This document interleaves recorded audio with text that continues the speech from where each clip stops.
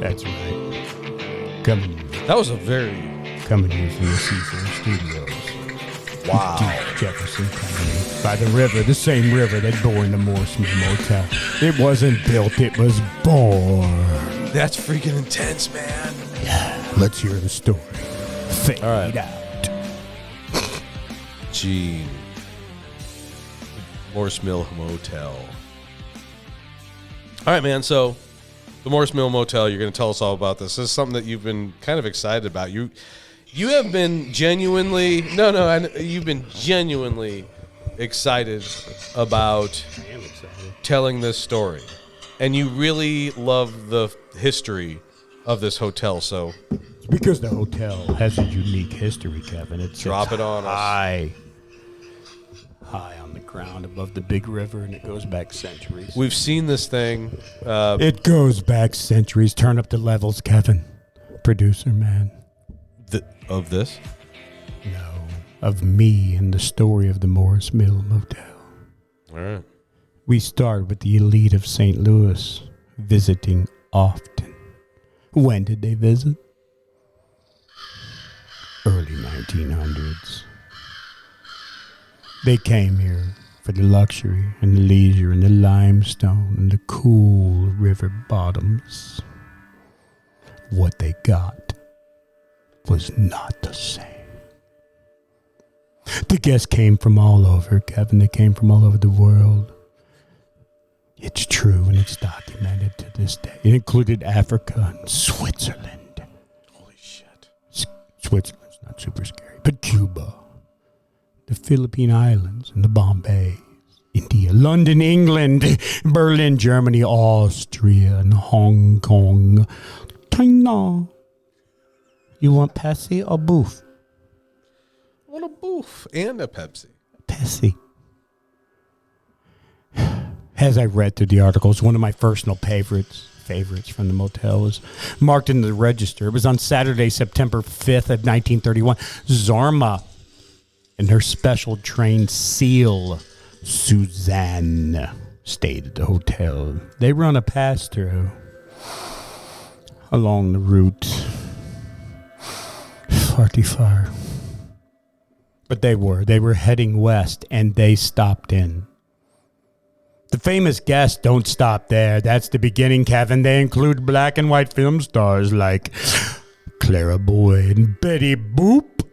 Betty Boop? Betty Boop stayed there. God. She was a regular, but that doesn't stop even. That's the beginning. Tom Mix was a black and white cowboy film star from the day, and the pilot Charles Lindbergh stayed at the Morse Mill Motel.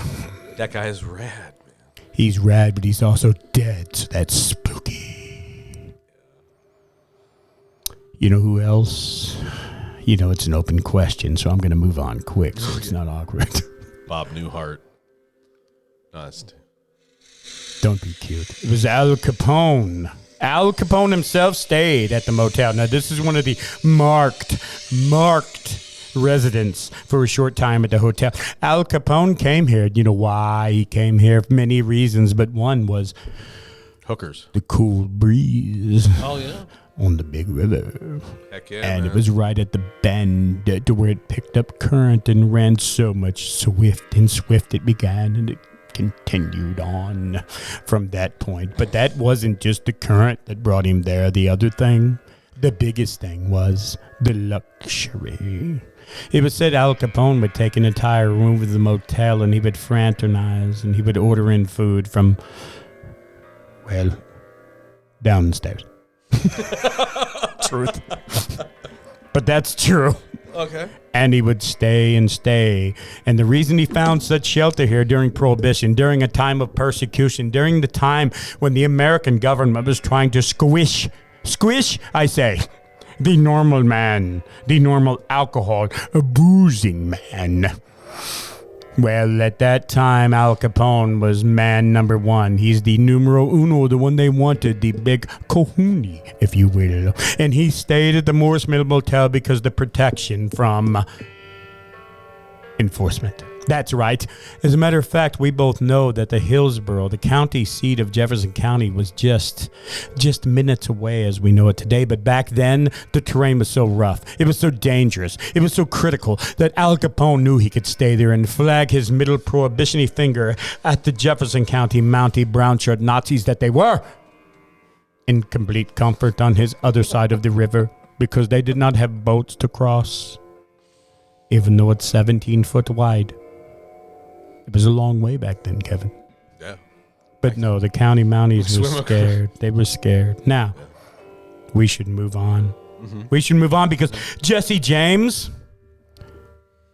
and his brothers all stayed. They are known to associate with Mr. Morse. Mr. Morse was a Confederate sympathizer, Kevin. Mr. Morse of Morse Mill Hotel loved him some Confederates. Damn. As a matter of fact, he sympathized, he associated, and he donated to a Confederate hospital secretly, so soldiers wounded in the battle could come to the Morse Mill Motel. They could get comfort and a bandage. That's true. There are eyewitness accounts from elders. They say 60 years ago as kids, they used to play in the tunnel beneath the Morse Mill Motel. That same tunnel that brought slaves. Is that tunnel still there? Yes. It may be. Only Mr. Morris knows. But it's true that all these accounts happened, and they spoke of how they would play underneath in the tunnels beneath the basement floor. They went from beneath the basement floor under the road to the ice house across the way. I'm not done, Kevin.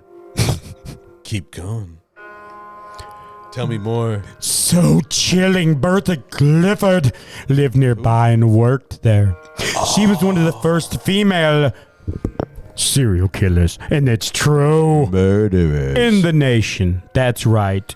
Bertha Gifford worked at, lived at, fraternized at, and stroked other people's hair while they were sleeping at the Morse Mill Motel.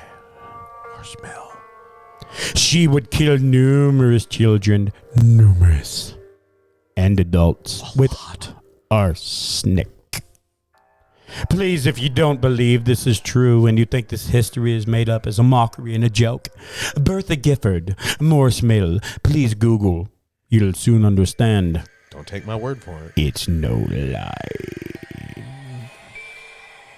Yes, Al Capone used it as a rest house. It was a speakeasy. It was gambling. The historians traced his movements to here at a time when he was building his gambling and whiskey empire. And he served great whiskey from here. Al Capone himself served the whiskey on the banks of the big river from the hotel.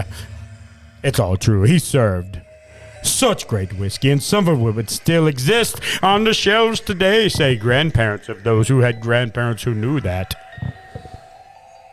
It's all documented. It's an undisputed fact that the Brown Shirt County Mounties would not ever cross into this side of Jefferson County. They found the bodies on the property, didn't they? They may have. It's not been spoken for sure, but much to our surprise, the building is very quiet. It's peaceful and restful most of the times, as we believe that many of the souls that are kept here, many of the history stories, many of the it's for sale crazy situations that came out of the Morse Mill.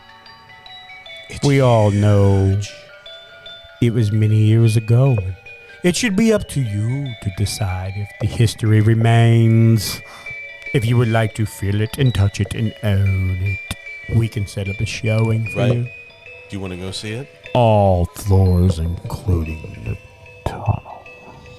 But you'll need to sign a waiver. Number 1 is for spores in the air. It's the investors make us do it just in case somebody gets mold while they're down there. The second is that you won't come out completely adultered as a demon.